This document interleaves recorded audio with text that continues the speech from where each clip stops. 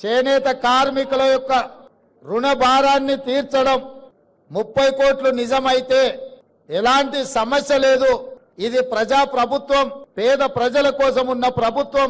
ఇది ఇందిరమ్మ ప్రభుత్వం. ఇందిరమ్మ ప్రభుత్వంలో కుల వృత్తులకు, చేతి వృత్తులకు సముచితమైన న్యాయం చెయ్యాలన్న విధానమే మా ఆలోచన. తప్పకుండా 30 కోట్ల రూపాయల రుణమాఫీ చేయడానికి, 30 కోట్లు మంజూరు చేయడానికి అవసరమైన ఆదేశాలను చీఫ్ సెక్రటరీ గారికి ఈ వేదిక మీద నుంచే ఇస్తున్నా. తప్పకుండా మీరు దూర ప్రాంతాల నుంచి, ఎక్కడెక్కడి నుంచో మారుమూల ప్రాంతాల నుంచి మీరు అందరు ఇక్కడికి వచ్చిండ్రు. ఇంత దూరం వచ్చి మీరందరూ కలిసి ఈ సంతోషంలో భాగస్వాములైన మీరు ఇంటికెళ్లి సంతోషంగా మీ కుటుంబ సభ్యులతోటి కడుపు నిండా బువ్వ తినాలి అనంటే ఒక మంచి వార్త మీరు మోసుకొని మళ్ళా మీ ఊరికి వెళ్ళాలి. ముఖ్యంగా తుమ్మల నాగేశ్వరరావు గారు చెప్పినట్టు రైతన్న రైతులకు పట్టెడు అన్నం పెడితే ఆ రైతులను ఆత్మ గౌరవంతో బ్రతకడానికి నేతన్న నేయడం వల్లనే ఈ రోజు సమాజంలో మనం అందరం కూడా గౌరవంగా బ్రతుకుతున్నాం. రైతన్న ఎంత ముఖ్యమో నేతన్న కూడా మాకు అంతే ముఖ్యం. మీ కష్టాలను తీర్చడానికి, మీ సమస్యల్ని వినడానికి, మీ సమస్యల్ని పరిష్కరించడానికి మీ ముఖ్యమంత్రిగా, మీ సోదరుడిగా నేను ఎప్పుడూ మీకు అందుబాటులో ఉంటాను. ఇక కొడంగల్ విషయానికి వస్తే ఒక్క కోస్గి మండలంలోనే, నియోజకవర్గంలోనే కాదు, కోస్గిలో మా చేనేత కార్మికులు, మా నేతన్నలు వేలాది మంది ఉన్నారు.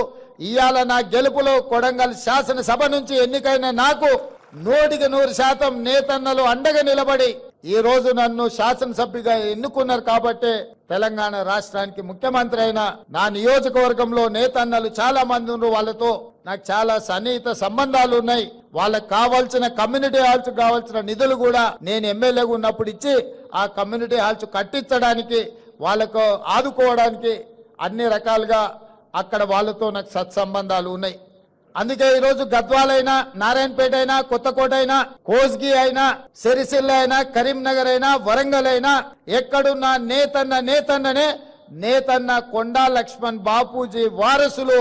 కొండా లక్ష్మణ్ బాపూజీ ఆనాడు తెలంగాణ కోసం కొట్లాడిండు, తెలంగాణ కోసం త్యాగం చేసిండు. తెలంగాణ రాష్ట్ర సాధన కోసమే కాదు, తెలంగాణ రాష్ట్ర సమితి చంద్రశేఖరరావు గారికి నిలువ నీడనిచ్చి పార్టీ పెట్టినప్పుడు మొట్టమొదట కార్యాలయం పెట్టుకోవడానికి స్థలం ఇచ్చింది కూడా కొండా లక్ష్మణ్ బాపూజీ గారే. వారు గొప్ప నాయకుడు. వారు లేకపోవడం విషాదకరం. తెలంగాణ రాష్ట్రం వచ్చినప్పుడు వారు 69లో తెలంగాణ రాష్ట్రం వచ్చే వరకు నేను పదవులను చేపట్టను అని ఆనాడు ఎమ్మెల్యేగా, మంత్రిగా రాజీనామా చేసిన గొప్ప పదవీ త్యాగం అంటే కొండా లక్ష్మణ్ బాపూజీ గారు చేసింది.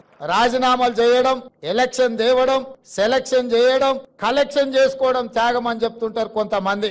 మీ ఎలక్షన్, సెలక్షన్, కలెక్షన్ 2001 నుంచి 2014 వరకు ఎన్నోసార్లు తెలంగాణ ప్రజలు చూసారు.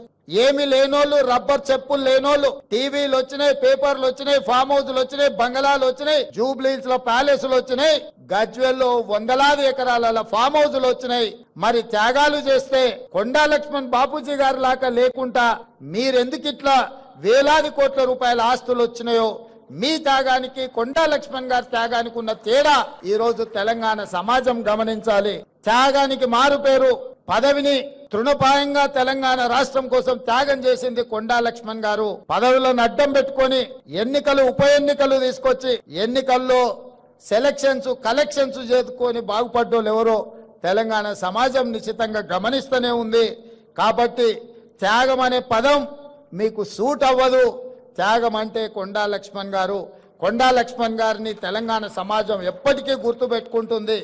తప్పకుండా వారి యొక్క గౌరవాన్ని పెంచే విధంగా తెలంగాణ రాష్ట్రంలో నిర్ణయాలు ఉంటాయి. ఈ ఇండియన్ ఇన్స్టిట్యూట్ ఆఫ్ హ్యాండ్లూమ్ టెక్నాలజీకి కొండా లక్ష్మణ్ బాపూజీ గారి పేరు పెట్టుకుందామని చెప్పి శాశ్వతంగా చరిత్రలో వారి పేరు నిలబడాలి అనంటే విద్యా సంస్థలకు వారి పేరు ఉండాలి. ఈరోజు నేతన్న పిల్లలు కానీ ఈ వృత్తిని నేర్చుకోవాల్సిన ఇన్స్టిట్యూట్కి కొండా లక్ష్మణ్ బాపూజీ గారి పేరు సముచితమని నేను భావిస్తున్నా. మా అధికారులకు, మా మంత్రి గారికి నేను ఆదేశాలు ఇస్తున్న వేదిక మీద నుంచి తక్షణమే దీనికి సంబంధించిన జీవోను విడుదల చేయండి.